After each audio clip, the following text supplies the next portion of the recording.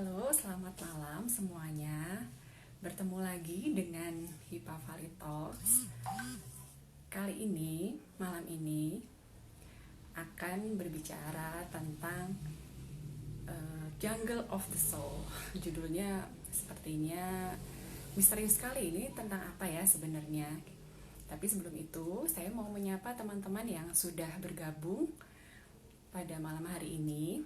Jadi seperti biasa di hari Jumat malam jam 7 itu adalah waktunya Hipa Valley Talks atau ngobrol-ngobrol di akunnya Hipa Valley.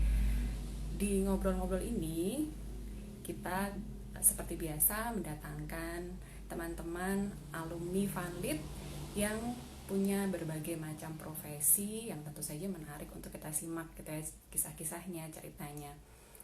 Dan semoga teman-teman semua yang bergabung malam ini dalam kondisi yang sehat.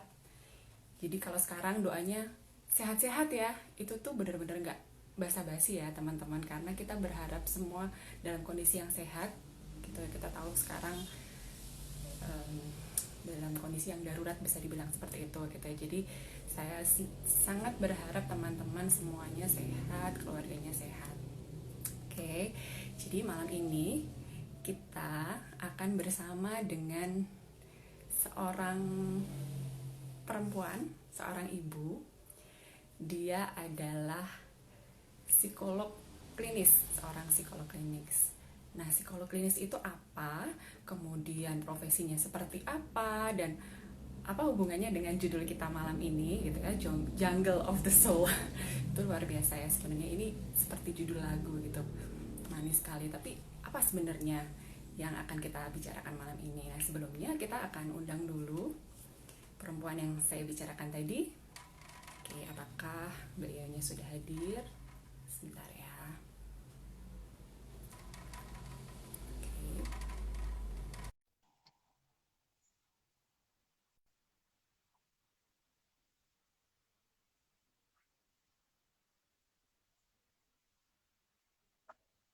Sebentar ya. Ini Mbak Rianya mana ya? Sudah diundang? Kita sambil menunggu. Jadi kalau teman-teman mendengar kata psikolog itu apa sih yang paling... Halo Mbak Lia, selamat malam. Halo Olin. Oke, Halo jadi semuanya teman-teman. selamat malam semua. Jadi Mbak Lia ini, dulu pas saya kelas 1, Mbak Lia ini kelas 2, jadi kakak kelas saya persis gitu ya. Tapi ya jujur saja, kita jarang ngobrol ya Mbak ya dulu ya. Karena kalau di mata saya tuh dulu kayak Mbak Lia tuh pendiam gitu deh. Atau gimana, karena nggak kenal. Oke, sebelumnya Mbak Lia boleh kenalan dengan teman-teman semua yang ada di sini, silahkan. Halo teman-teman Hipa Valley, selamat malam. Perkenalkan, saya Yulia, atau bisa dipanggil Lia juga sih ya, kalau dulu waktu di Vanlit. Saya seorang psikolog klinis yang sekarang bekerja di salah satu rumah sakit milik pemerintah di daerah Klaten, di salah satu rumah sakit jiwa. Ya, di situ saya sebenarnya sih belum terlalu lama ya kalau jadi psikolog klinis di rumah sakit jiwa ya gitu. Sebelumnya saya juga psikolog klinis tapi di rumah sakit umum begitu ya di Solo. Hari ini saya diajak ngobrol sama Olin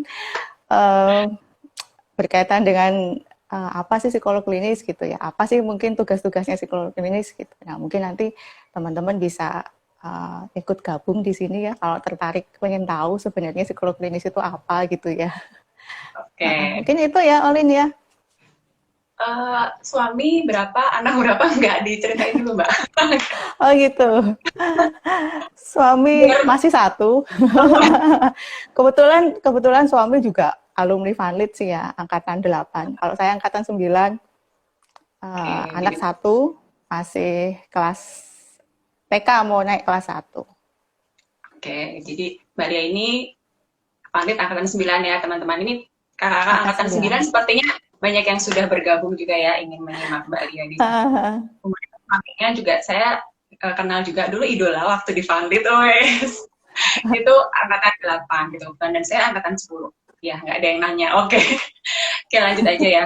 Jadi gini Mbak, kan tadi Mbak Lia bilang psikolog klinis gitu, dan kemudian bekerja di rumah sakit jiwa gitu. Apakah psikolog klinis itu selalu bekerja di rumah sakit jiwa gitu ya, atau gimana sih gitu ya? Mungkin teman-teman di sini, dan ini hal yang sebenarnya baru gitu ya, karena tidak banyak juga yang tahu, atau mungkin pasti bedanya sama psikiater gitu-gitu ya. Itu seringkali kan jadi pertanyaan. Nah, dulu awalnya tuh Mbak Lia emang udah cita-cita jadi, oh pokoknya aku mau jadi psikolog nih nanti, lulus SMA aku mau jadi, udah kayak gitu belum sih Mbak? Atau sebelumnya cita-citanya apa? Terus ya seperti biasa, seperti saya juga salah jurusan atau gimana? Atau apa nih Mbak awalnya? Uh, Kalau untuk jadi psikolog sih sebenarnya memang dari awal ya, kayak emang seneng Hmm. gitu loh, Olin waktu masih SMA tuh apa namanya baca-baca buku tentang psikologi itu emang udah seneng gitu. Cuman sebenarnya mau jadi psikolognya itu masih ya kalau usia-usia segitu kan memang masih belum bisa ini ya, belum bisa konsisten gitu ya. Cuman memang begitu lulus SMA memang ambil ambil kuliahnya juga psikologi gitu. Hmm. Terus ngejalanin itu sampai lulus. Terus waktu itu kan kalau menjadi psikolog sebelum saya itu biasanya S1 kemudian tambah 1 tahun untuk profesi psikolog itu biasanya otomatis begitu, Olin. Tapi Hmm. mulai beberapa tahun di atas angkatan saya itu sudah mulai harus lanjut S2 atau ambil magister profesi untuk jadi psikolog. Nah, waktu Oke. itu sih saya berpikir kalau cuman lulus S1 aja mungkin kan apa ya, nggak banyak ilmu mungkin ya yang masih perlu untuk dipelajari karena jujur sih waktu Tanggung S1 juga gitu saya ya Mbak? merasa masih Hmm. gitu. Terus akhirnya memang kemudian memutuskan untuk lanjut kuliah waktu itu untuk ambil magister profesi psikologi. Nah, uh, lucunya gitu ya awalnya itu tuh justru saya nggak tertarik untuk ambil klinis, Olin gitu ya karena Hmm. pengalaman waktu waktu kuliah gitu. Jadi kuliah itu kan kalau waktu saya itu ada namanya mata kuliah psikodiagnostika. Jadi itu tuh Hmm. kita biasanya pakai beberapa alat tes psikologi yang kebanyakan kan sifatnya proyektif ya.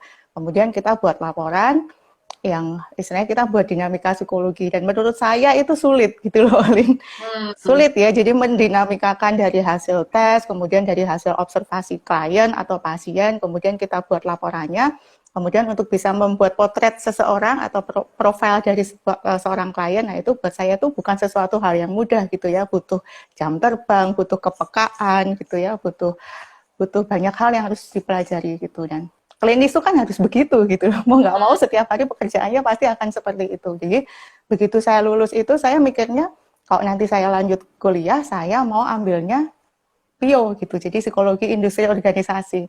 Berpikirnya simple Oh, sih, Olin gitu karena juga mungkin nggak terlalu banyak apa ya berkaitan dengan hal yang sifatnya klinis gitu ya, dan pekerjaannya lebih banyak apa namanya kesempatannya lebih banyak karena perusahaan gitu kan pasti jumlahnya lebih banyak dibandingkan jadi psikolog klinis yang mungkin itu yang sebenarnya kan jadi nggak terlalu HRD banyak gitu ya? apa namanya ah Yang gimana, Olin? nanti biasanya di bidangnya di HRD kayak gitu-gitu kan?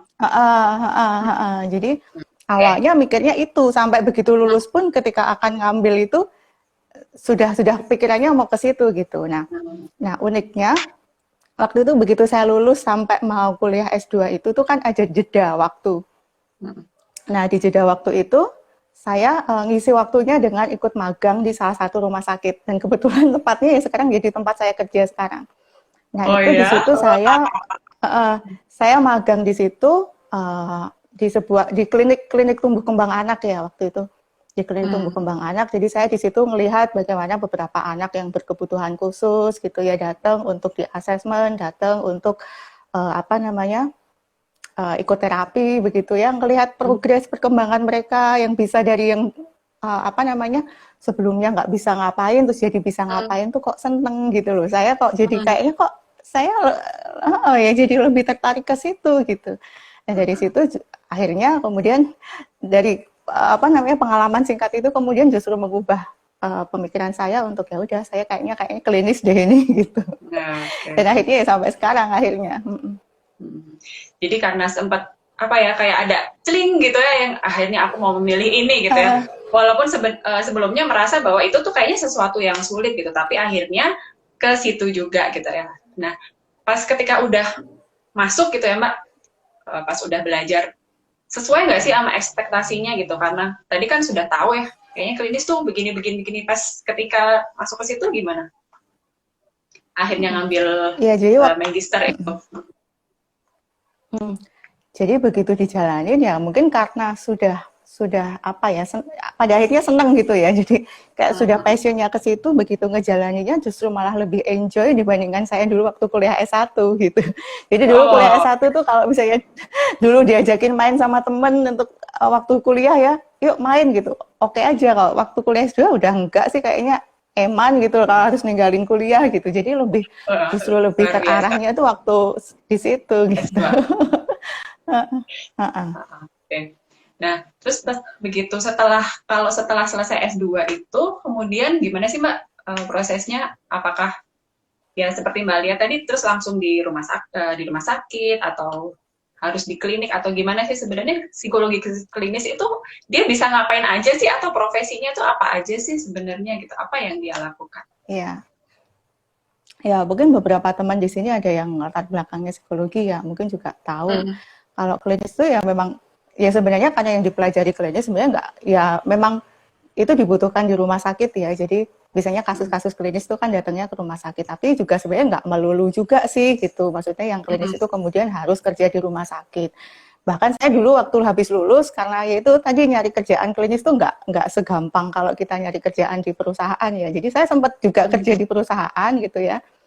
Tapi ya nggak lama gitu karena mungkin juga bukan apa ya, bukan passion, bukan sesuatu hal yang memang jadi latar belakang saya. Akhirnya ya memang saya jalannya nggak bisa optimal gitu. Cuman ya waktu itu sempat kerja jadi HRD juga.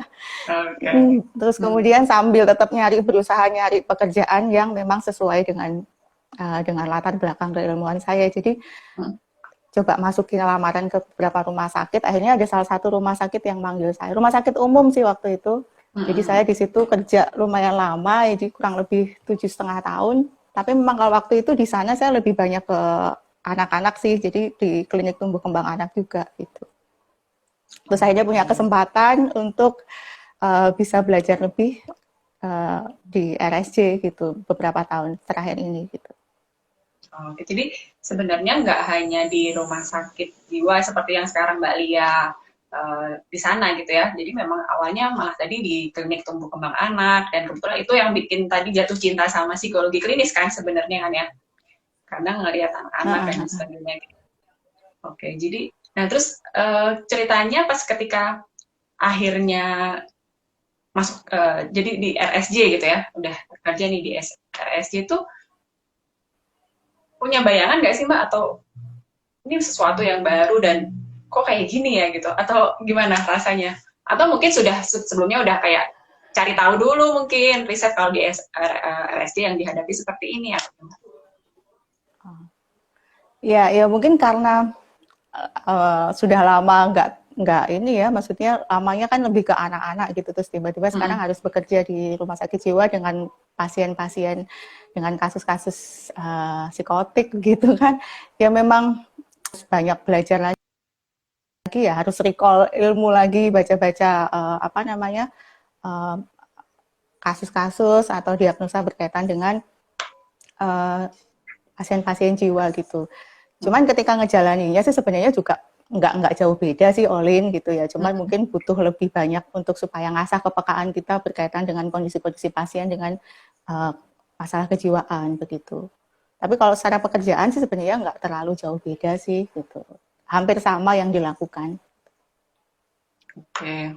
Nah tadi Mbak aku di awal kan sempat bilang ya orang tuh sering kesannya kalau ke psikolog gitu ya atau psikiater itu kayak ada ketakutan atau aduh ngeri deh kalau ketemu psikolog nanti bahkan ada yang stigma mungkin ya kesannya tuh gini kayak ada ya gitu teman-teman yang aduh dia tuh kan psikolog nanti dia bisa baca pikiran aku apakah seperti itu gitu kan jadi ada hal-hal yang kalau mungkin secara umum tuh karena mereka simply nggak tahu aja nah mungkin Mbak Alia bisa sedikit menjelasin apa sih bedanya dengan psikiater, kemudian dengan yang teman-teman yang psikolog aja, tapi mereka berprofesi sebagai psikolog gitu, atau yang sudah seperti Mbak Lia gitu ya, ada psikolog klinis, kemudian anak, pendidikan gitu ya, macam-macam gitu ya. Nah mungkin Mbak Lia bisa cerita Mm-mm. sedikit lagi apa sih gitu bedanya supaya Mm-mm. jelas nih sebenarnya psikolog itu apa sih perannya dia gitu. Oke, kalau bedanya psikolog sama psikiater, kalau psikiater kan dokter spesialis jiwa ya, Dokter. Olin ya. Jadi memang dari latar belakang pendidikannya kan, kalau kami kan dari psikologi, kalau psikiater kan jelas dari dokter umum yang kemudian melanjutkan pendidikan spesialis untuk ambil spesialis kejiwaan. Nah, kalau memang berkaitan dengan tugasnya ya, sebenarnya kalau berkaitan dengan pasien ya sama, pasti kan menghadapi atau melayani pasien dengan permasalahan kejiwaan gitu. Mungkin pendekatannya yang berbeda. Kalau dari psikologi kan mungkin lebih banyak ke pendekatan-pendekatan psikologis gitu ya. Intervensinya pun juga intervensi psikologis dengan konseling, dengan psikoterapi atau dengan metode psikologi yang lainnya begitu. Nah, kalau dokter kan mungkin lebih banyak intervensinya dengan medikasi, dengan obat. Walaupun ada beberapa psikiater yang juga punya kemampuan atau berkenan untuk memberikan konseling atau psikoterapi. Jadi kurang lebih sama kalau untuk psikiater dan psikolog, cuman bedanya memang dari latar belakang pendidikannya. Begitu. Terus kalau berkaitan dengan psikolog ada apa aja kan memang macam-macam ya gitu. Saya psikolog klinis gitu yang memang lebih banyak menangani kasus-kasus yang berkaitan dengan masalah klinis begitu ya.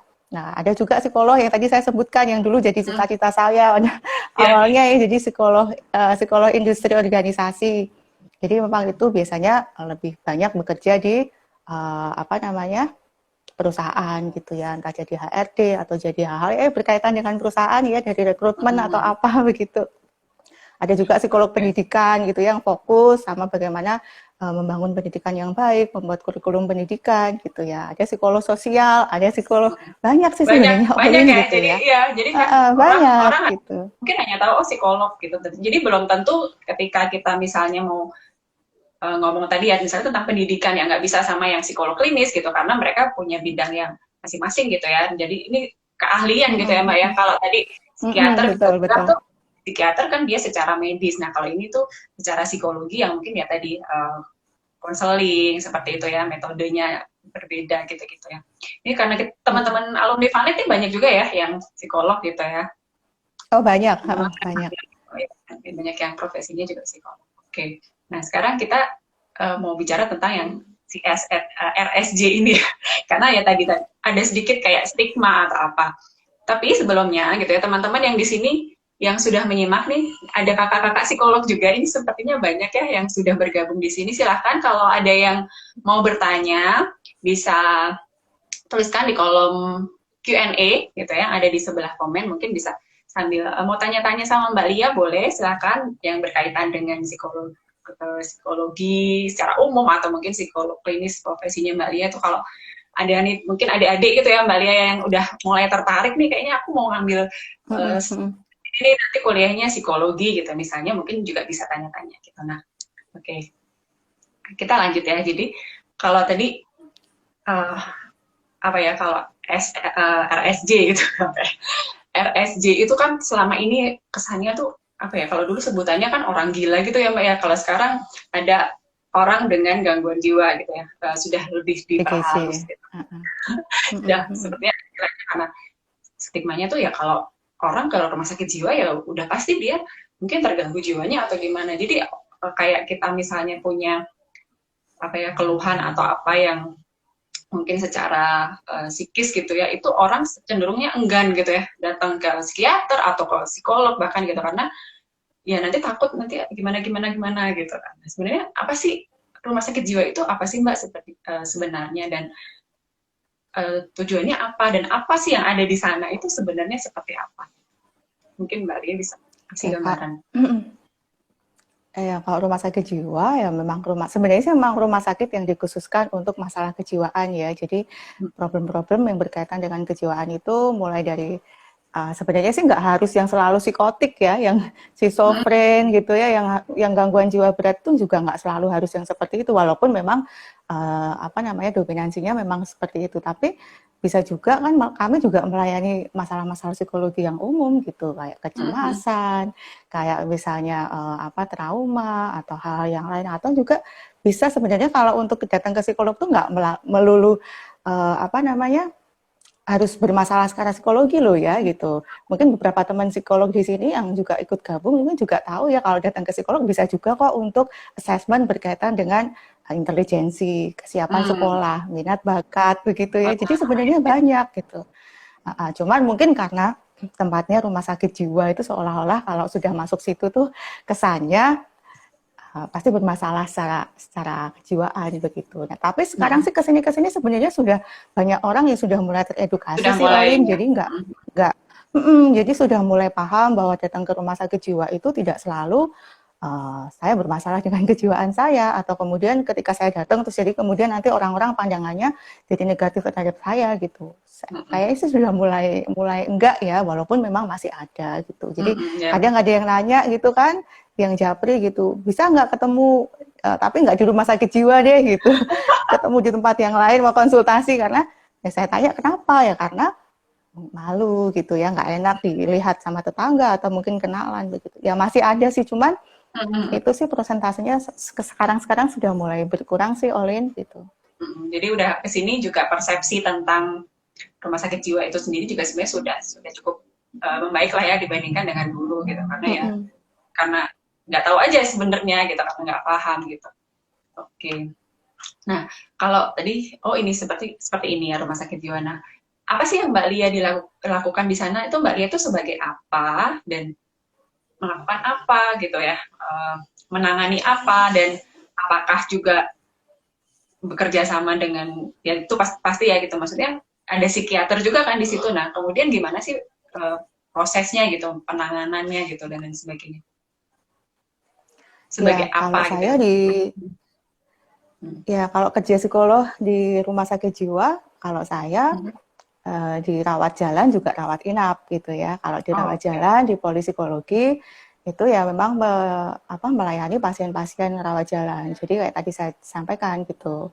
Ya ada yang datang dengan kasus atau keluhan-keluhan psikologis gitu, atau dari rawat jalan yang poli jiwa yang dari dokter spesialis jiwa, kadang beberapa juga merujuk ketika dilihat dari permasalahannya itu perlu untuk ditangani oleh psikolog. Jadi biasanya kami juga bantu untuk menangani pasien-pasien tersebut. Atau juga yang tadi seperti saya sebutkan gitu. Ada yang rujukan dari rumah sakit lain gitu ya mungkin ya?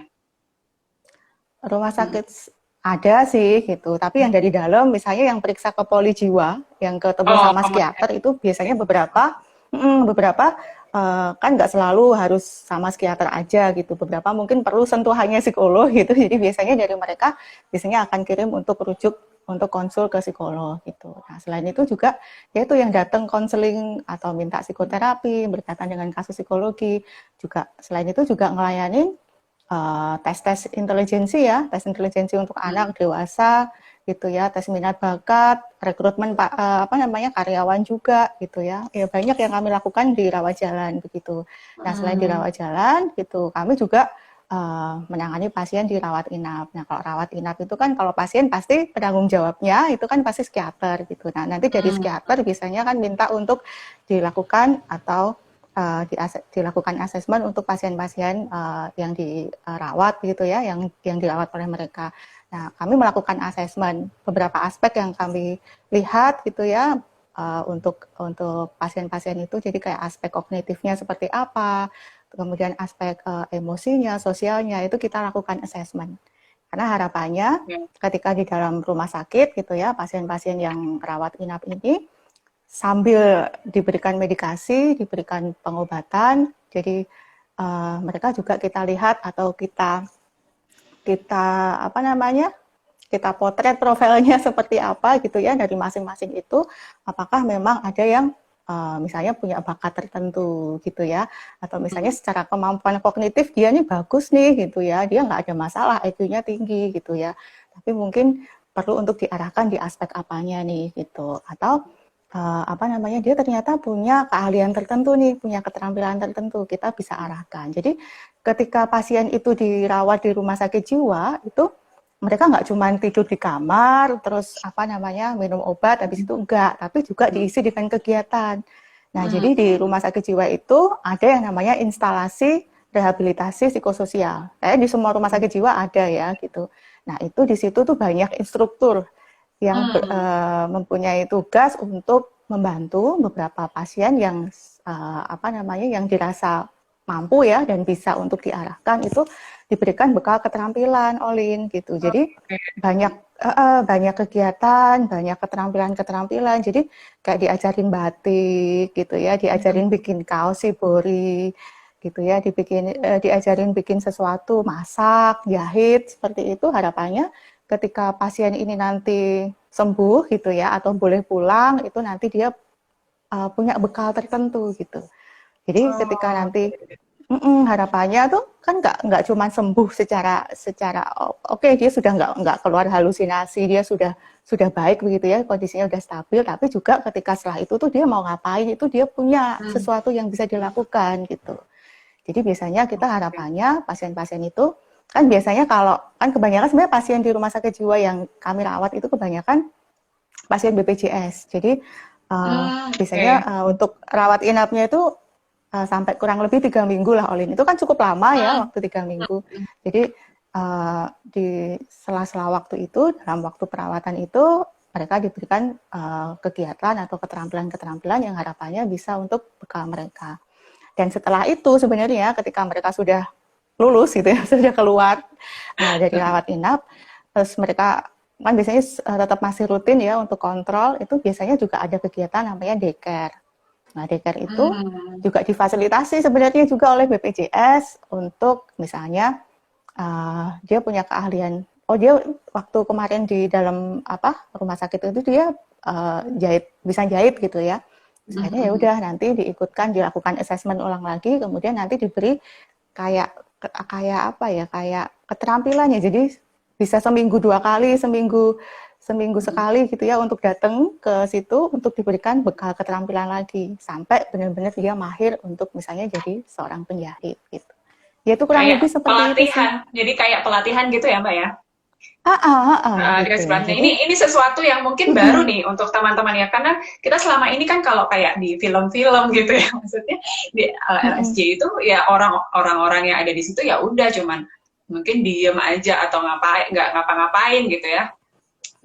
Ternyata dalam proses penyembuhannya mereka juga diberikan bekal gitu ya, keterampilan, kemudian tadi macam-macam sesuai dengan potensinya tadi yang mungkin karena sudah dilihat juga ini sebenarnya si A atau si B ini dia sebenarnya ada potensi di sini atau di apa gitu ya, bidang apa, jadi diarahkan ke sana. Nah ini sesuatu yang baru gitu, kita mungkin selama ini nggak tahu gitu, dan nanti pas ketika keluar juga akhirnya udah punya sesuatu gitu ya, Mbak ya. Jadi dia juga mungkin kalau kasusnya dia apa gitu bisa jadi sembuh dan bisa teralihkan karena dia punya sesuatu yang untuk dikerjakan misalnya seperti itu ya. Oke. Ini sambil kita lanjut nih ada yang bertanya gitu. Ini padahal sebenarnya aku belum masuk nih pertanyaan yang terkait sama pandemi, tapi nggak apa-apa ya. Ini dari Ayu. Ini Ayu juga sedang, kalau nggak salah dia masih sekolah S2 juga nih. Ayu nih. Oh iya. Gimana penanganan pasien RSJ rawat inap sejak pandemi? Oke, ini terkait yang sekarang ya, pandemi. Apakah mereka gimana prokesnya gitu ya, prokesnya ketika saat pandemi ini seperti apa mereka? Ya, kalau pasien yang mau masuk ya, maksudnya ketika pasien masuk di IGD itu biasanya mereka ketika sudah diputuskan untuk rawat inap biasanya juga harus dicek juga ya. Jadi dicek memang dipastikan memang tidak COVID ya. Jadi ada beberapa pemeriksaan secara medis yang dilakukan, jadi dipastikan bahwa mereka memang tidak terpapar COVID.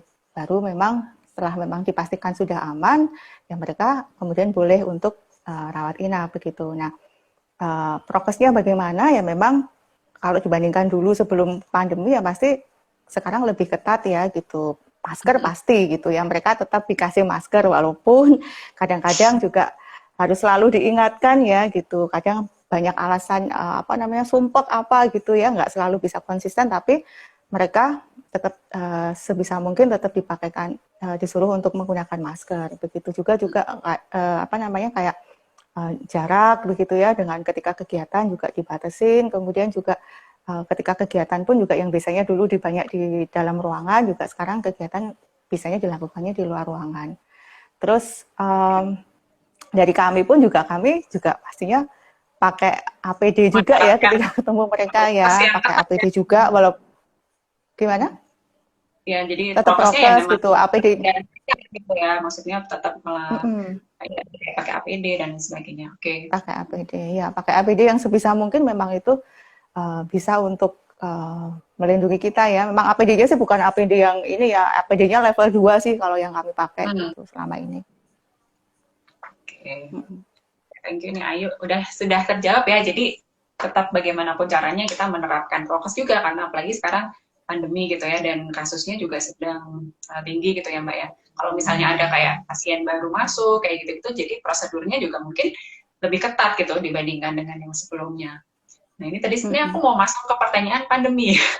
Maksudnya gini, apakah ada perbedaan nggak sih Mbak gitu sebelum dan sesudah pandemi gitu? Karena kita tahu ya pandemi itu dampaknya kan banyak ya, tidak hanya dari segi kesehatan gitu ya, maksudnya kemudian akhirnya ke psikologis juga, karena ada orang-orang yang akhirnya tidak bekerja lagi gitu ya, dan yang menghadapi banyak masalah yang memang kurang lebih disebabkan karena situasi pandemi. Nah, apakah terus ketika pandemi pasiennya jadi bertambah banyak atau apakah ada perbedaan yang signifikan kayak gitu nggak sih Mbak, atau gimana? Iya, ya sebenarnya juga dilematis ya, Olin ya. Jadi sebenarnya kalau kasusnya pasti jauh lebih banyak ya. Sebenarnya problem-problem yang dialami seseorang ketika pandemi itu pasti jauh lebih banyak dibandingkan dulu gitu. Cuman memang karena ada ketakutan juga beberapa pasien juga takut untuk datang ke rumah sakit gitu ya. Jadi problemnya itu sih. Nah, kami dari rumah sakit maupun dari profesi sendiri pun juga memfasilitasi sebenarnya ketika memang mereka takut untuk datang ke rumah sakit berkaitan dengan pandemi, tapi memang membutuhkan untuk membutuhkan untuk pelayanan psikologi, juga biasanya kami bantu layani dengan konsultasi online gitu.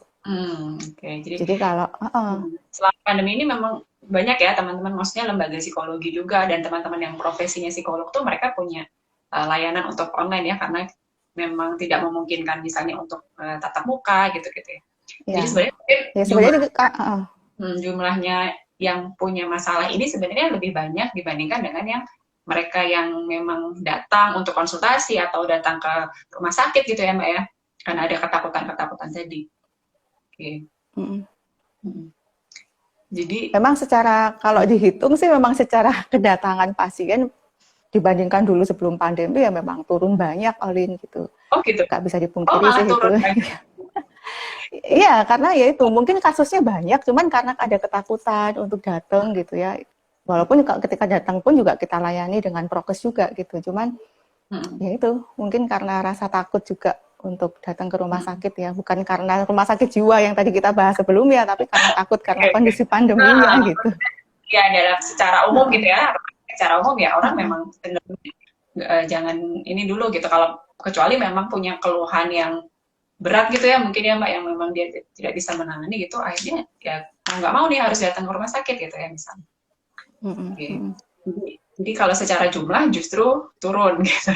Tapi karena kalau kasus ya kita nggak tahu ya sebenarnya yang terjadi gitu ya, karena kan kalau dari di sekitar kita aja kita juga tahu sendiri gitu ya, banyak yang akhirnya punya atau depresi atau apa ya gitu sih. Sebenarnya orang kadang kurang paham sih depresi itu sebenarnya yang seperti apa. Nah mungkin Mbak Lia juga boleh dicerita sedikit tentang kayak begitu mudahnya orang tuh bilang aku tuh depresi. Atau sebenarnya gimana itu kan kayak apa ya, dia mendiagnosa dirinya sendiri gitu, padahal kan tidak semudah itu ya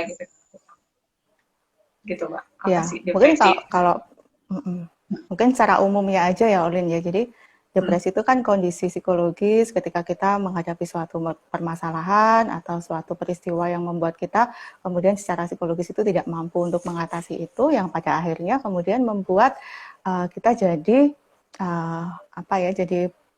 mengalami penurunan minat untuk melakukan sesuatu gitu ya, jadi malas ngapa-ngapain, jadi nggak bisa berpikir jernih, jadi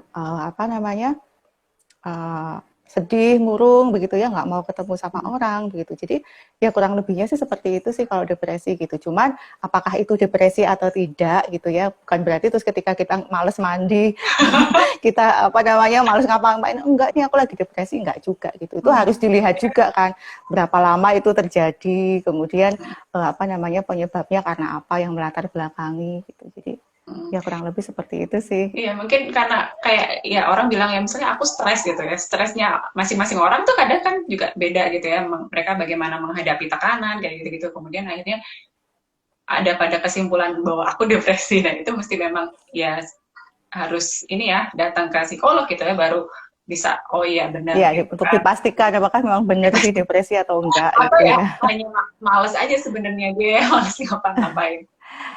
Atau memang Oke. memang baru ada masalah, baru ada problem, tapi bukan berarti terus kemudian jadi itu memang Jadi itu benar depresi. depresi atau bukan. Oke. Nah, kalau selama ini pas di Mbak dia udah berapa tahun ya di RSJ ini? Kalau Maksudnya di RSI saya 2 tahun, Olin. 2 2 tahun. tahun lebih dikit lah Oke. gitu. Nah, apa sih Mbak ininya tantangannya selama bekerja di RSJ gitu kalau dibandingkan dengan sebelumnya gitu, karena ya ini baru ya sebenarnya, mungkin walaupun sebenarnya di bidang yang kalau Mbak Lia di bidang klinis ini ya sudah tahu sebenarnya, sudah lama tahunya, tapi baru ini tuh baru. Jadi apa sih tantangannya sebenarnya di situ? Untuk di rumah sakit jiwanya berarti ya tantangannya ya. Tantangannya apa? Kalau secara pekerjaan ya tadi saya sampaikan sih sebenarnya nggak banyak perbedaan ya, karena mungkin yang dilakukan ya kurang lebih sama gitu. Cuman kalau di rumah sakit jiwa itu kan mungkin lebih ke keprihatinan ya. Jadi di rumah sakit jiwa itu saya banyak banget nemuin pasien yang istilahnya veteran gitu ya, Olin ya. Jadi habis masuk sebulan depan lagi udah ketemu lagi, masuk lagi gitu. Itu banyak gitu. Oke. Jadi buat saya itu sebenarnya ya itu kan juga problem ya gitu. Maksudnya kan sudah diberikan treatment gitu ya, obat, diberikan arahan, diberikan kok masih ada kemungkinan untuk balik laginya itu masih sering begitu. Nah, mungkin sih itu lebih ke situ sih. Kayak gitu. Banyak. Gitu. Oke. Banyak. Dan memang faktornya juga banyak ya. Makanya memang untuk juga perlu diketahui oleh teman-teman juga bahwa sebenarnya juga kita punya peran juga sih di situ gitu. Jadi maksud saya adalah bagaimana lingkungan juga bisa mendukung. Jadi ketika di dalam itu dia sudah oke gitu, sudah baik, sudah cukup kooperatif begitu ya, tapi begitu balik ke masyarakat, begitu pulang gitu ya, di rumah diabaikan, di rumah ditolak atau diberikan stigma negatif oleh lingkungan, akhirnya kemudian membuat dia secara psikologis kemudian juga down lagi, jadi kemudian muncul lagi gejalanya, muncul lagi permasalahannya, akhirnya balik lagi ke rumah sakit itu banyak gitu. Jadi memang apa ya, kalau dibilang kayak dukungan keluarga terus orang-orang terdekat itu sebenarnya penting banget gitu ya untuk kesembuhan si pasien ini sebenarnya gitu. Iya. Kenapa dia balik lagi? Karena ya itu tadi, kalau tadi Mbak Lia juga bilang gitu, maksudnya ada stigma bahwa oh dia keluar dari rumah sakit jiwa nih gitu. Jadi orang juga apa ya kayak tadi ada yang mengabaikan, kemudian ada yang juga nggak mau bergaul lah sama dia misalnya kayak gitu-gitu, itu malah justru bikin dia akhirnya kembali ke kondisi yang pas sebelum keluar gitu kan ya, sebelum sembuh gitu. Mungkin nggak sih maksudnya Mbak dikasih, kalau dari pihak rumah sakit itu dikasih semacam rekomendasi ke keluarganya, atau mungkin ya kayak semacam apa ya, mereka harus gimana atau gimana yang supaya sih? Sebenarnya sih sudah sih, Olin, sudah ya. Jadi biasanya kan dari dokter spesialisnya sendiri biasanya sudah memberikan pendekatan ya, biasanya untuk pasien-pasien yang dirasa memang kita lihat dukungan sosial berkaitan dari keluarganya itu memang kurang bagus, biasanya dari dokter spesialis sudah panggil gitu ya, sudah diberikan edukasi juga gitu ya untuk bantu supaya di rumah itu pasien-pasien ini harus diapain nih gitu supaya bisa mendukung proses kesembuhan dari pasien tersebut. Jadi memang tetap walaupun dia sudah keluar dari rumah sakit juga ada pendampingan gitu ya Mbak ya, maksudnya tetap dikasih ini juga ya, tetap diawasi bagaimana dia perkembangannya gitu. Oke, ini ada pertanyaan nih Mbak. Nah ini nih, kalau ini terkait dengan kesehatan mental gitu maksudnya ini. Ini untuk kita ya, untuk semua yang menyimak malam ini. Kira-kira apa sih yang jadi poin di mana kita tuh harus ada alarm nih, ada alert bahwa kita tuh butuh psikolog gitu ya, butuh pendampingan. Itu apa yang harus kita waspadai sebenarnya, atau tanda-tanda apa yang nih Olin harus ke psikolog nih gitu, misalnya seperti itu apa sih Mbak? Jadi kan sebenarnya setiap orang tuh kan punya kapasitas masing-masing ya. Jadi setiap orang pasti punya kemampuan coping stres, kemampuan untuk bisa mengatasi permasalahannya sendiri-sendiri gitu. Karena kan biasanya kan masing-masing paling tahu nih saya itu seperti apa sebenarnya gitu. Nah, ketika sudah sampai pada satu titik, ketika ada permasalahan, kemudian kita sudah tidak bisa handle masalah itu, kemudian itu sudah mengganggu produktivitas kita yang sehari-hari, misalnya saya bisa bekerja dengan tenang, dengan baik, tapi saya muncul cemas, saya nggak bisa tenang gitu ya, saya tidurnya nggak nyenyak gitu ya, sering kebangun-bangun gitu ya. Intinya sudah tidak bisa menjalani kehidupan atau kesehariannya dengan normal seperti biasanya atau sudah mulai terganggu produktivitasnya. Nah itu saya pikir itu sudah mulai perlu untuk konsultasi atau mungkin minta bantuan ke profesional gitu ya, atau psikiater atau psikolog begitu.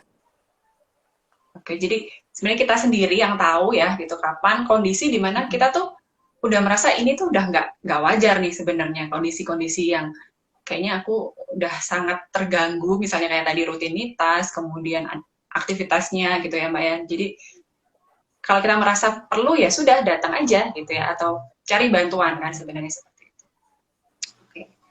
Nah ini ada lagi nih kalau terkait sama ini Mbak Desti. Halo Mbak Desti.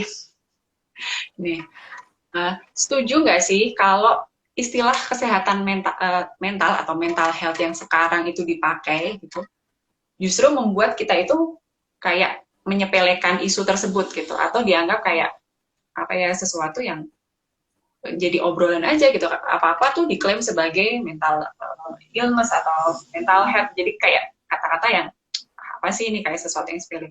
Kalau menurut Mbak Lia gimana? Ya, sebenarnya kalau mental health itu juga sebenarnya sesuatu hal yang memang perlu untuk juga di-notice juga sih sama, maksudnya gini, bukan berarti ketika sekarang itu sudah apa-apa sekarang dikaitkan dengan mental health, apa-apa, terus kemudian jadi orang dikit-dikit jadi alasan.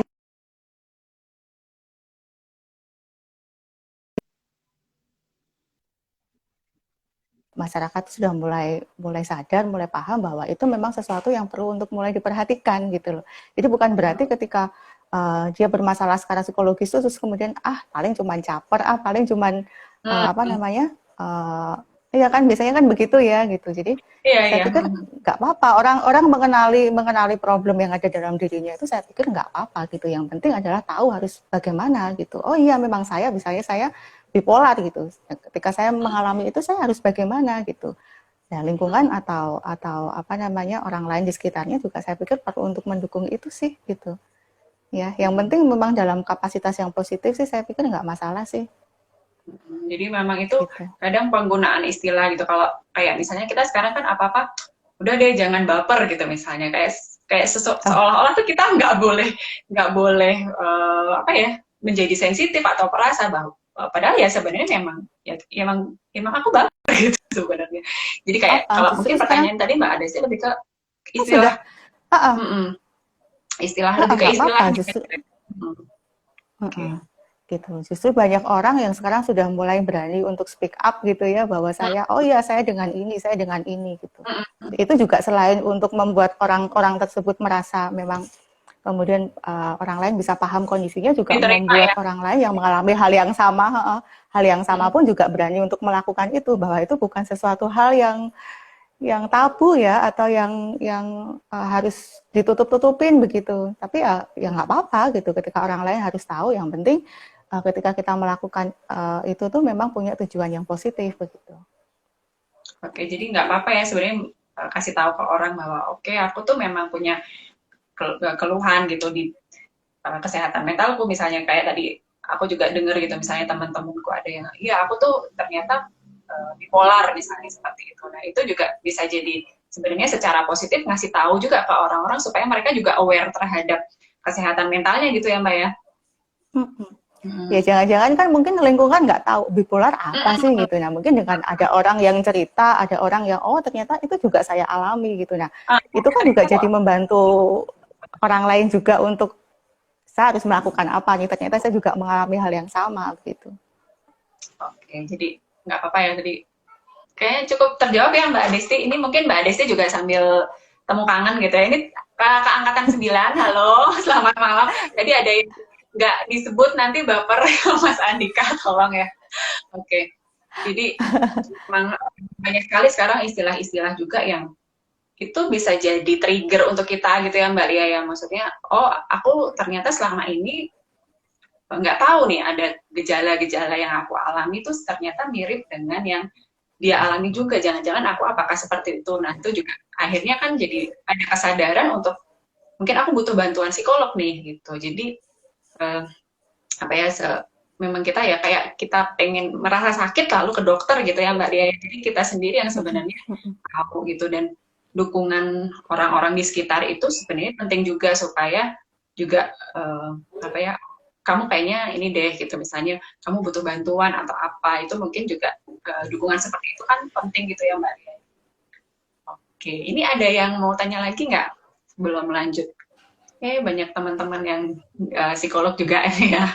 Halo, selamat malam. Oke, nah kalau tadi sudah bicara sedikit banyak tentang kasus gitu, boleh nggak sih Mbak diceritain gitu ya? Mungkin ceritainnya mungkin yang nggak harus detail. Ada nggak sih kasus yang selama ini Mbak Lia tuh baru menghadapi dan wah gila ini yang kayaknya berat banget nih dibandingkan dengan pasien-pasien lainnya misalnya, atau ada nggak sih kasus yang bahkan kita tuh nggak kepikir dia bisa seperti itu tuh karena apa misalnya gitu kan? Kan kita ini ya selama ini oh dia misalnya kayak orang tuh mengalami kayak gitu, misalnya ada yang karena patah hati misalnya, atau misalnya dia di PHK gitu atau apa ya, banyak hal-hal yang mungkin kita pikir kita tahu, tapi kalau yang Mbak Lia hadapi di RSJ sendiri tuh ada nggak sih Mbak yang kayak gitu, yang ini kasusnya tuh nggak biasa deh, extraordinary atau apa? Ada nggak yang seperti itu? Boleh nggak sih cerita ke kita? Apa ya? Kayaknya sih nggak ada yang wow gitu ya, kayak gitu selama ini kayaknya nggak ada ya Olin. Jadi ya memang masing-masing pasien punya karakteristik beda-beda ya Olin ya. Misalnya satu diagnosa sama-sama schizofren gitu, tapi ternyata ada yang schizofrennya yang katatonik gitu, misalnya yang kaku-kaku badannya begitu ya. Terus ada juga schizofren yang halusinasinya tinggi banget nih gitu ya, yang dikit-dikit kayak ngelihat apa, yang dikit-dikit kayak dengar dibisikin apa gitu. Atau ada juga yang waham gitu ya, yang merasa bahwa saya ini juga karyawan di sini loh, gitu tuh juga ada gitu. Oh iya. Saya tuh di sini tuh saya di sini tuh nggak berobat Bu, gitu. Saya tuh di sini juga karyawan kerja gitu. Saya ngawasin teman-teman itu semua biar mereka apa namanya nurut gitu ya, bisa ngikutin kegiatan ini dengan baik. Ya paling gitu-gitu aja sih gitu. Tapi kalau kasus yang iya. Gitu. Ya sebenarnya kalau sama mereka sih apa ya, banyak hal yang bisa dipelajari ya. Tapi apa namanya, kan banyak yang orang berpikir bahwa kamu nggak takut gitu ya kerja di rumah sakit jiwa, ketemu sama orang-orang yang secara mentally itu memang mereka nggak stabil gitu. Nggak stabil. Awalnya sih memang iya, awalnya iya ya, waktu sebelum benar-benar masuk ke situ tuh sempat ada rasa takut begitu. Bisa nggak ya gitu, tapi begitu ngejalanin ternyata juga mereka nggak seperti yang kita bayangkan juga gitu. Cuman memang kalau aware itu tetap harus gitu ya, tetap harus. Jadi kan kita nggak ngerti namanya orang dengan gangguan jiwa kan kadang juga mereka kan ambivalen ya, tahu-tahu habis diem nggak apa-apa, tahu-tahu mungkin bisa mukul bisa apa itu ya ada gitu. Cuman so far sih ya nggak pernah sampai yang mengkhawatirkan sih gitu. Jadi maksudnya kasus-kasusnya yang selama ini dihadapi itu juga ya memang apa ya, sesuatu ya yang expected ya, maksudnya kita juga yang menghadapi sehari-hari, tapi itu punya pengaruh yang berbeda gitu tiap orang. Kayak misalnya ya kalau kita kayak ya tadi aku bilang ya, misalnya aku putus cinta ya aku biasa aja, tapi ada yang dia sampai mengalami tekanan yang buat dia itu berat banget gitu, dan bisa jadi akan jadi pasien di situ misalnya kayak gitu. Jadi memang balik lagi ke orang-orangnya gitu ya, kasus-kasusnya itu. Oke. Ini ada yang tanya nih, tapi ini pertanyaannya harus konsultasi ya. Nggak boleh di sini ya. Nggak Nanti boleh, bisa Mbak. japri. Ya, Bisa japri ya, Mas Andika ya. Ini alasan aja ya kayaknya pertanyaannya ini ya. Cuman karena kangen. Oke. Jadi ternyata tuh menarik banget ya Mbak, maksudnya kayak tadi mereka akhirnya dikasih kayak keterampilan kayak gitu-gitu, terus kemudian apa ya, tetap dikasih pendampingan, pelatihan juga, dan sepertinya tuh banyak yang mungkin kita nggak tahu ya selama ini, banyak aktivitas-aktivitas di dalam juga yang sebenarnya membantu mereka, jadi nggak didiemin aja atau ya cuman udah kayak tadi diobatin terus udahlah gitu, setelah dia mau ngapain, paling cuman ya kayak kalau di rumah sakit kan orang sakit ya paling dokternya visit gitu misalnya, terus udah gitu kan selesai. Tapi ternyata beda gitu, kalau di RSG itu ada pendampingan yang memang kayak intensif gitu ya, sebenarnya disesuaikan dengan kebutuhannya masing-masing gitu. Ini luar biasa. Okay. Ini ada yang tanya lagi kayaknya. Oh, ini nih Mbak Desta tanya. Nah, ini nggak nyimak nih kayaknya. Perawatan kesehatan jiwa ditanggung BPJS atau enggak? Tadi Mbak Lia sempat cerita kan ya di awal itu banyak yang memang dia pasien BPJS. Dan oke, mungkin dijelasin lagi sedikit perawatan kesehatan jiwa ditanggung BPJS. Dan ada kategori nggak sih, maksudnya yang seperti apa yang ditanggung, atau ya semua aja ditanggung gitu? Aku juga kurang paham sih. Untuk kasus jiwa itu ditanggung BPJS ya Mbak Desta ya. Jadi baik rawat inap maupun rawat jalan itu kalau punya BPJS itu untuk perawatannya baik obat maupun rawat inap itu semuanya ditanggung gitu. Bahkan itu tadi yang sempat saya sampaikan juga ke Olin, jadi kayak seperti kegiatan daycare setelah pasien itu sembuh, rawat jalan, kemudian mereka masih punya kesempatan untuk bisa mengikuti seperti pelatihan gitu ya. Nanti ada beberapa sesi pelatihan yang bisa dia ikutin, itu juga ditanggung BPJS gitu. Jadi sebenarnya ya tidak fasilitas untuk teman-teman tidak hanya pas perawatannya aja ya, tapi yang sesudahnya yang tadi daycare itu juga ditanggung sama BPJS. Oke. Nah ini pertanyaannya agak serius ya. Jadi cari rujukannya gimana gitu? Tetap ke dokter umum dulu gitu. Jadi kalau kita misalnya mengalami keluhan atau gimana tuh prosesnya gimana sih Mbak sampai akhirnya kalau memang perlu rawat jalan ya rawat jalan, rawat inap ya rawat inap gitu. Kalau mau pakai BPJS ya atau umum? Kalau pakai BPJS ya, kalau pakai BPJS ya harus cari rujukan dulu ya ke PPK 1-nya berarti ya. Jadi cari rujukan dulu untuk periksa di rumah sakit jiwa. Nanti kalau sudah dapat rujukan ya nanti tinggal langsung periksa aja nanti dari dokter yang akan menentukan jadi sama ya pengobatannya. sama seperti kalau umum sih bisa langsung datang ya.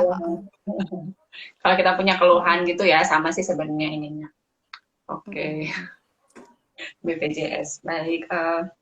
Terus tadi kalau kasus udah. Nah kalau Mbak Lia sendiri gitu ya kan pasti punya nih idealisme gitu untuk tadi kayak stigma untuk tidak hanya stigma kepada rumah sakit jiwanya, tapi juga stigma terhadap orang-orang yang masuk ke situ, kemudian akhirnya keluar dari sana juga itu masih mendapatkan stigma gitu ya. Kalau Mbak Lia punya nggak sih semacam, aku pengen melakukan ini nih supaya stigma itu setidaknya ya tidak langsung hilang gitu, tapi mungkin berangsur-angsur ini akan berubah nih stigmanya gitu. Punya nggak sih idealisme seperti itu? Kan anak pandit itu punya ini ya, yang pasti punya idealisme yang aku kayaknya harus melakukan ini nih. Ada nggak? Iya, ya itu tadi gitu. Karena seperti yang kalau tadi kan ditanya tantangannya apa gitu ya. Lebih ke keprihatinan yang tadi saya sampaikan sih gitu. Jadi memang berharapnya nanti teman-teman yang dengan gangguan jiwa ini itu ketika mendapatkan perawatan itu setelah keluar itu juga harusnya bisa lebih baik begitu ya. Terus tidak kemudian balik lagi dengan kondisi yang justru tidak baik begitu.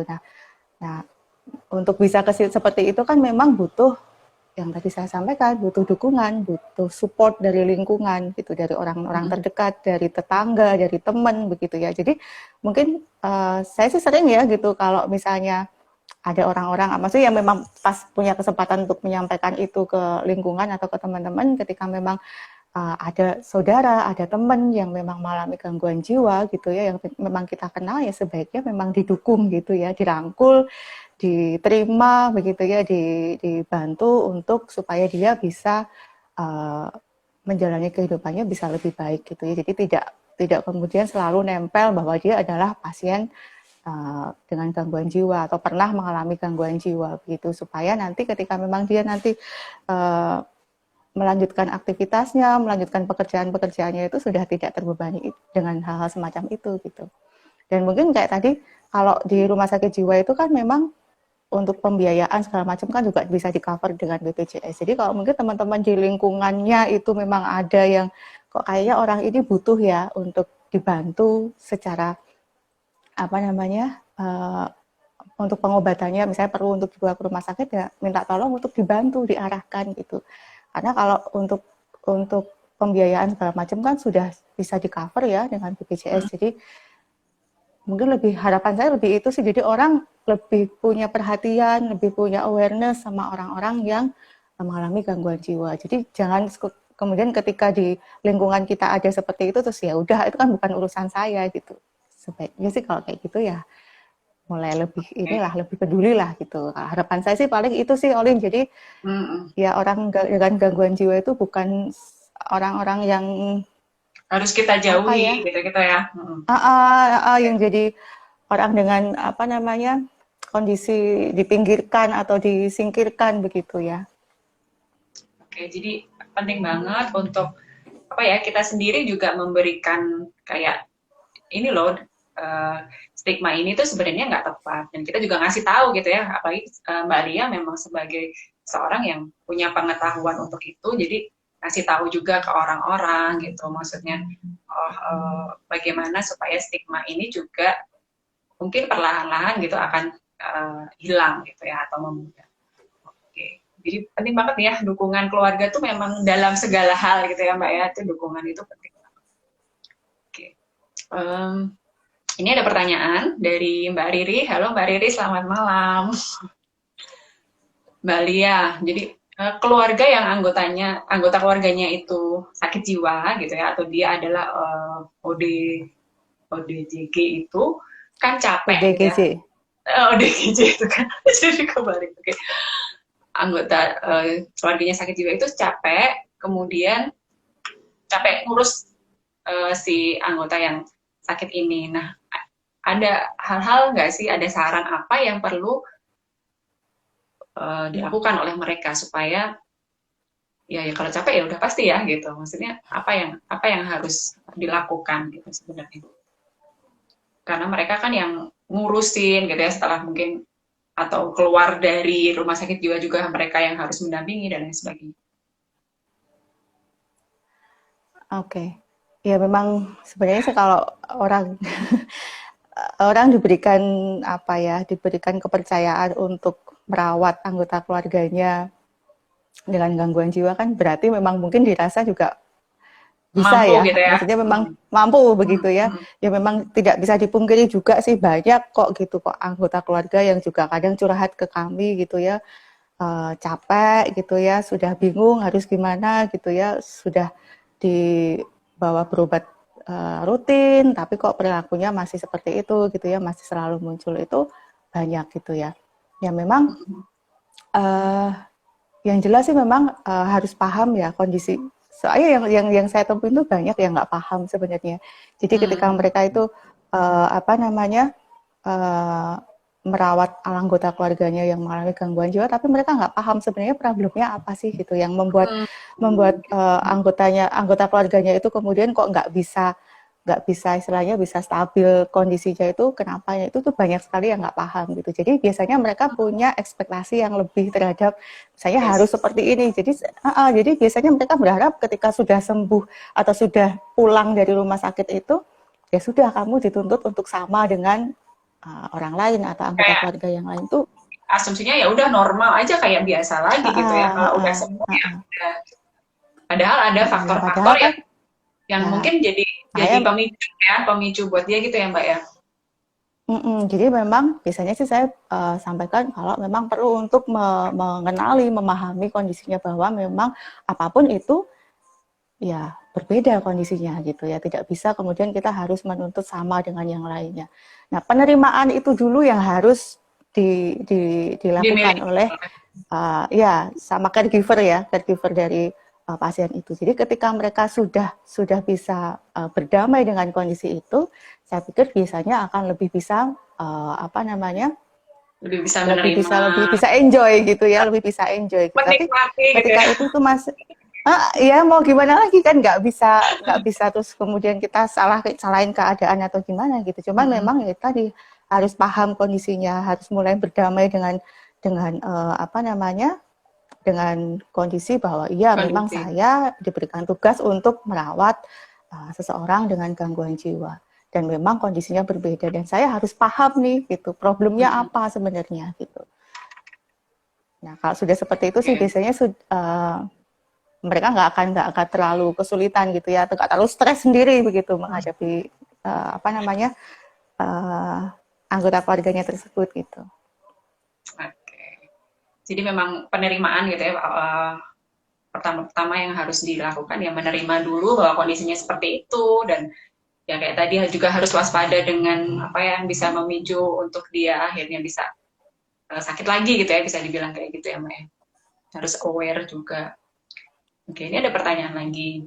Mbak, awal kerja di RSJ suka baper nggak kalau udah waktunya pasien lulus tapi dia belum pulih atau membaik? Jadi ini mungkin juga pertanyaan gitu ya. Sebenarnya berapa lama sih waktu yang dibutuhkan supaya seseorang itu, atau bagaimana seseorang itu bisa dikatakan sembuh terus akhirnya boleh pulang gitu? Kalau di Oke. rumah sakit biasanya rawat inap itu kurang lebih 3 minggu sih gitu. 3 minggu itu dirasa Nah itu tadi biasanya sudah tiga cukup. minggu, 3 minggu ternyata belum membaik itu maksudnya gitu ya. Mungkin pertanyaannya masih Banyak gitu ya. sebenarnya. Banyak sih memang gitu sebenarnya. Ada yang 3 minggu kurang sudah stabil kondisinya juga banyak, akhirnya dipulangkan lebih lebih awal Lebih banyak. awal. Tapi sampai 3 minggu kondisinya masih gitu-gitu aja ya banyak juga gitu. Kalau ditanya baper, ya sedih iya sih ya gitu ya. Pasti iyalah gitu. Maksudnya 3 minggu apa yang kita lakukan kan entah apa itu kurang optimal atau bagaimana gitu, pasti adalah perasaan semacam itu gitu. Cuman memang kita nggak bisa pungkiri juga ya, karena beberapa pasien jiwa itu kan kondisinya juga macam-macam ya Olin ya. Ada yang memang kuat sekali gitu ya, gangguannya itu kuat sekali. Jadi memang istilahnya berat begitu ya, yang pada akhirnya selama 3 minggu pun juga secara progres yang kelihatan banget mungkin nggak terlalu kelihatan gitu tuh ya, ada semacam itu gitu. Cuman ya kita lihat sih kondisinya, kalau memang kondisinya memang pasien dengan gangguan jiwa berat ya pasti memang nggak bisa cuma Butuh tiga waktu yang minggu atau waktunya sudah lebih habis. Oh lama ya. iya gitu.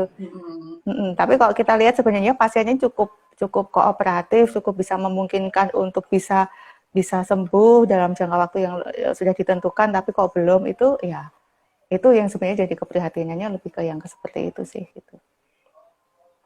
Oke, jadi Jadi bukan baper, mungkin lebih kesedih gitu ya, dan prihatin sih. Kalau tadi mungkin beberapa kali Mbak Lia juga sudah mengungkapkan keprihatinannya gitu, bahwa ya ternyata ada yang akhirnya dalam jangka waktu tertentu belum bisa membaik, atau tadi ya misalnya sudah pulang nih, sebenarnya sudah dikatakan sembuh, tapi terus beberapa waktu kemudian akhirnya dia balik lagi. Kemudian ada yang sampai berkali-kali gitu ya Mbak ya, maksudnya dia udah balik lagi nih, akhirnya banyak, maksudnya lebih dari 2 kali gitu mungkin, maksudnya bolak-balik gitu ya. Oke. Banyak. Karena kan sebenarnya kalau untuk beberapa kasus gangguan jiwa itu kan memang ada yang istilahnya kayak memang nggak bisa sembuh dalam tanda kutip ya. Jadi memang yang jadi harus nggak bisa hilang sebenarnya. Oke. Nggak bisa benar-benar hilang itu juga ada yang seperti itu gitu untuk beberapa kategori. Oke, jadi memang nggak ada ketentuan bahwa pasiennya harus lulus nih, pokoknya 3 minggu sembuh, nggak sembuh ya udah pulangin aja gitu. Nggak bisa. Ya kan kalau itu kan kalau BPJS kan ya maksimal ya 3 minggu kan. Kalau 3 minggu nggak sembuh, 3 minggu nggak ini ya tetap pulang dulu, nanti mungkin seminggu kemudian bisa masuk lagi. Iya, ini karena ketentuannya dari BPJS sih lebih ke situ ya, makanya kenapa ada isi 3 minggu ini gitu. Sebenarnya kalau yang kayak misalnya umum atau apa ya mungkin nggak ada ketentuan untuk harus 3 minggu atau gimana ya, kita sesuaikan sama kondisinya. Oke, jadi ini kenapa tadi muncul istilah veteran. Iya benar yang Mbak Lia bilang tadi.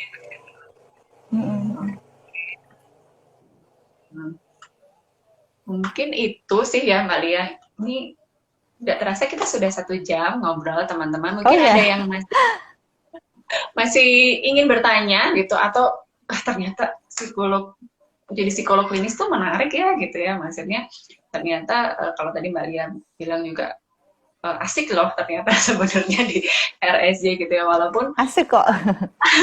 walaupun ada sisi sedihnya juga gitu, keprihatinan yang tadi dibilang. Nah mungkin kalau perlahan-lahan gitu ya tadi menghilangkan stigma tuh dengan kita ngasih tahu ke orang bahwa tidak seperti itu gitu ya, RSJ itu nggak kayak yang kayak gitu deh, yang kayak di film-film aja gitu, atau sebenarnya di sana tuh banyak hal-hal yang menarik, dan kita banyak sekali aspek-aspek yang sebenarnya kita tuh baru tahu ya Mbak gitu, kayak tadi misalnya dikasih pelatihan loh di sana gitu, kemudian ternyata jadi seorang psikolog klinis pun itu tidak hanya melulu mengurusi mereka yang ada di situ, tapi juga bisa memberikan konsultasi di bidang-bidang yang lain gitu ya, tadi misalnya bisa intelijensi atau misalnya assessment dalam bidang-bidang tertentu juga. Jadi memang yang nggak hanya kerja di klinik aja atau di RSJ aja, tapi juga punya bidang-bidang lain yang sebenarnya lebih luas dari itu. Gitu. Jadi kalau adik-adik di sini gitu ya, mungkin teman-teman yang juga ada yang masih kuliah gitu, atau mungkin yang masih, ini nggak tahu nih teman-teman yang masih SMA ada nonton apa enggak gitu ya, yang masih sekolah nih adik-adik. Sekarang tuh udah angkatan 30 Mbak. Angkatan 30. Udah 20 tahun yang lalu berarti. Jadi mungkin kalau punya ketertarikan ya seperti Mbak Lia tadi, karena hal-hal yang menyangkut psikologi itu kan sebenarnya hal-hal yang sehari-hari gitu ya banyak kita temui, kayak sering baca buku-buku tentang, kalau dulu tuh ada apa tuh Mbak yang kita zaman kita ya, chicken soup ya. Soul. Sebenarnya kan itu buku-buku tentang psikologi gitu ya, sebenarnya itu hal-hal yang kumpulan-kumpulan itu dulu tuh menarik banget ya, di asrama aja kan sampai pada pinjem-pinjeman gitu ya Mbak ya. Betul. Pinjem nggak tahu punya siapa, dan banyak serinya, misalnya dulu apa tuh chicken soup for the soul, apa yang buat patah hati lah, jatuh cinta lah, apa gitu ya, macam-macam. Nah itu tuh memang menarik sebenarnya, dan ya kalau kita yang memang tertarik di bidang psikologi ya sudah gitu ya, jadi seperti Mbak Lia ini yang memang profesinya adalah psikolog gitu. Oke, nah ini masih ada yang bertanya nih, ada Mbak Basrip. Halo Mbak Basrip. Apa kabar Mbak Basrip atau Mbak Mita ya, karena tadi ada yang Mbak Mita, satunya lagi kayaknya juga tadi menyimak. Ini banyak kakak-kakak angkatan 9 nih, kita mau kangen ya Mbak ya, kita udah lama nih nggak mungkin ya. Mungkin ya karena juga ya kita sudah lama. Halo Asri. kemarin yang pas lustrum nih, yang biasanya kita ada reuni akbar juga kan nggak sempat ketemuan Oh ya. iya, Kita sekarang ya sudahlah karena bertemunya online dulu gitu ya. Oke, ini iya. pertanyaannya Mbak Mita atau yang biasa dulu dipanggil Mbak Basrip. Basrip. Lia, Lia menempatkan diri sebagai pasien gitu. Gimana menentukan, oh ini nih hampir sama gitu ya dengan pertanyaan tadi Mbak Oh, Mita. Jadi kapan kita itu menentukan bahwa kita tuh harus konsul ke psikolog atau ke psikiater. Nggak apa-apa, mungkin diulang aja. Tadi kan mungkin di awal-awal ada yang belum menyimak. iya. Kalau untuk berkaitan dengan kapan perlu konsul ke psikolog ya ketika memang kita merasa em, apa ya kapasitas kita atau kemampuan kita untuk handling masalah itu sudah nggak bisa gitu ya, sudah nggak mampu untuk menangani itu, berarti kita memang butuh bantuan orang lain atau butuh bantuan ke profesional. Memang bisa ke psikolog atau psikiater. Nah mungkin pertanyaannya Mita juga mungkin lebih gimana sih milih antara saya perlu ke psikolog atau ke psikiater mungkin gitu Ya, ya, ya bisa gitu. bisa jadi kayak gitu. Jadi ini harus yang ke psikiater atau harus ke psikolog dulu gitu. Karena kadang ya itu tadi aku yang sempat tanya di awal, orang-orang aja kadang masih bingung bedanya apa sih sebenarnya atau ternyata sama aja gitu-gitu. Ya, Oke. jadi kalau memang mau konsul saya kayaknya perlu ke mana nih, mau ke psikolog atau Hmm. psikiater. Nah, dilihat dari kasusnya juga sih gitu. Jadi kalau kasusnya itu misalnya berkaitan dengan kecemasan gitu. Kecemasan, kok saya ngerasa akhir-akhir ini mudah cemas ya. Jadi saya nggak bisa tidur tenang gitu ya. Apa namanya kepikiran terhadap problem itu. Masih dalam tahap seperti itu bisa konsul ke psikolog gitu. Tapi ketika kemudian itu dibarengi dengan gangguan tidur sampai beberapa hari yang sama sekali nggak bisa tidur gitu ya. Kemudian sudah mulai muncul halusinasi kayaknya ada yang bisikin aku gitu ya. Itu perlu memang ke psikiater gitu. Jadi mungkin kurang lebih bisa cukup mewakili nggak ya kayak gitu ya Olin ya. Jadi Iya, jadi jadi kalau psikiater kan membedakan ya. memang membedakan kondisinya ya. Jadi kalau psikiater itu Kita kan lihat. mereka juga pada akhirnya kan nanti ketika memang kondisi psikologis itu tidak bisa tertangani hanya dengan konseling, hanya dengan psikoterapi kan bisa dibantu dengan medikasi, dengan obat gitu. Karena memang kondisi-kondisi tertentu memang dia perlu obat gitu ya Mbak ya. Maksudnya dia harus mengkonsumsi obat-obatan tertentu yang bisa membantu atau meringankan keluhannya dia sebenarnya gitu kan. Nah itu kita balik lagi kita mesti lihat juga nih aku kalau aku kondisinya seperti apa nih kalau yang jadi Mbak Lia bilang misalnya ada indikasi yang sampai akhirnya memunculkan halusinasi dan sebagainya itu perlu ke psikiater. Tapi kalau memang tadi ya kayak ada permasalahan yang ya sebenarnya kita mungkin ya itu ya butuh cerita atau apa itu ya kadang ya orang kan tidak semuanya tuh bisa kayak ada seseorang yang atau punya teman yang bisa diajak ngobrol misalnya sesimpel itu ya gitu kan itu kan juga sebenarnya mungkin butuh konsultasi atau apa karena dia akhirnya mengalami kayak tadi kecemasan gitu dan apa ya aktivitasnya juga akhirnya terganggu gitu. Oke, jadi udah sih Dan kayaknya biasanya Mbak. juga ini sih apa namanya? Kadang kalau misalnya, jadi sebenarnya banyak yang keliru datang gitu ya, Olin. Gitu. Ada Tukar yang ya? kadang sebenarnya sering kayak gitu. Jadi maunya sebenarnya konsulnya ke psikolog tapi datangnya ke psikiater. Tapi biasanya karena kita sudah paham gitu, jadi biasanya kalau psikiater ngelihat oh ini kok kayaknya Harus perlu ke psikolog konsulnya gitu lebih ya. ke psikolog gitu. Jadi biasanya mereka akan rujuk gitu. Begitu juga dengan kami gitu. Kalau misalnya datang pasien dengan keluhan yang kita nggak bisa apa namanya tangani dengan pendekatan psikologi ya berarti kita akan rujuk ke psikiater gitu. Jadi kurang lebih sih seperti Oke. itu sih. Jadi ya kalau Nggak ya apa-apa sih oke lah kita mau datang kedua-duanya pun juga sebenarnya nggak ya apa-apa nggak nanti apa-apa. nanti dari kami Ya, yang akan bantu untuk mengarahkan sih untuk diarahkan sebenarnya lebih butuh kemana berkaitan dengan problem yang dialami gitu. oke. Oke, itu udah terjawab ya kayaknya nih Mbak Mita juga. Nah, mungkin ini terakhir ya Mbak ya sebelum kita menutup itu kayaknya udah nggak ada yang tanya lagi kan ya. Ini tadi Mas Ayam malah ngajakin reuni. Silahkan kakak-kakak angkatan 9. Siapa? Nanti Mas Arya nih Oh tadi Arya. komen. Oh, udah lama nggak ketemu. Iya. Jadi nanti silahkan diagendakan reuninya mungkin ya ketemuan aja dulu di Zoom. Mungkin udah lama nggak Zoom-Zooman Di nih. Zoom boleh. Oke, ya karena kita belum bisa ketemu dulu ya dengan kondisi yang seperti ini. Mungkin kalau ini terakhir ya Mbak ya, jadi apa sih sebenarnya yang mau Mbak Lia sampaikan gitu ya, atau punya tips nggak supaya kita sebagai awam juga dan mungkin kita juga punya teman atau saudara yang juga mengalami eh, gangguan dalam hal kejiwaan gitu ya, atau sebenarnya dia tadi butuh dukungan pasien. Nah, apa sih yang harus kita lakukan supaya kita itu juga lebih aware gitu terhadap kesehatan mental kita sendiri gitu dan juga orang-orang di sekitar kita, apa sih yang harus kita lakukan dan apa yang perlu diperhatikan terutama sekarang gitu ya, maksudnya kondisi pandemi ini kan memang tentu saja berbeda gitu dengan yang udah sebelum-sebelumnya. Ini kondisinya orang tuh makin banyak yang lebih tensi lah misalnya kayak gitu, atau dikit-dikit apalah gitu ya. Atau tadi aku bilang baper atau apa. Apa sih yang harus kita perhatikan Mak sebenarnya? Atau punya tips mungkin? Ya, ya.